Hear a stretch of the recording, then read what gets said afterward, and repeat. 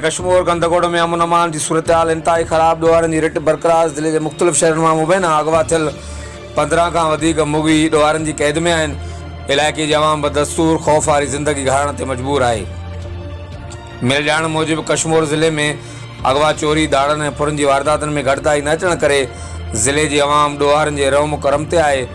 कश्मीर जे मलिक लाड़ो वटां हथियारबंद नथा मुसाफ़िर गाॾियुनि ते फायरिंग करे मुबैना अगवा कयल 9 ट्रक ड्राइवरनि ऐं क्लीनरनि अगवा थी वियलनि में मोहम्मद इरफान, शाहिद, मोहम्मद अल्लाह, अकरम, लियाकत अली, ग़ुलाम कादिर हाशमी, खुरम शहज़ाद, शोएब ऐं लियाकत अली, गौसपुर वासी ग़ुलाम मुर्तज़ा बिजाणी समेत 15 खां वधीक मुगी कचे जे ॾोहारनि वटि बांदी बणियल आहिनि, जंहिं जी रिहाई लाइ वारसनि खां लखें रुपया भुंगो पिणु तलब कई वई आहे।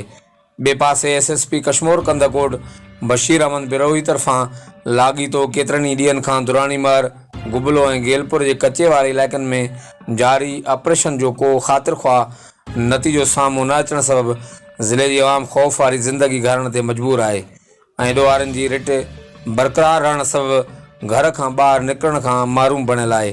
इलाइक़े जे सियासी समाजी अॻुवाननि आला अख़्तियारनि खां हिकु भेरो ॿीहर मुतालबो कयो आहे त ज़िले में ॾोहारनि ऐं उन्हनि जे सहूलियतकारनि ख़िलाफ़ फ़ौजी ऑपरेशन करे अवाम मां पैदा थियल बेचैनी ख़तमु कई वञे। हर वक़्तु आगाहण लाइ ॾिसंदा रहो GTN वेब न्यूज़।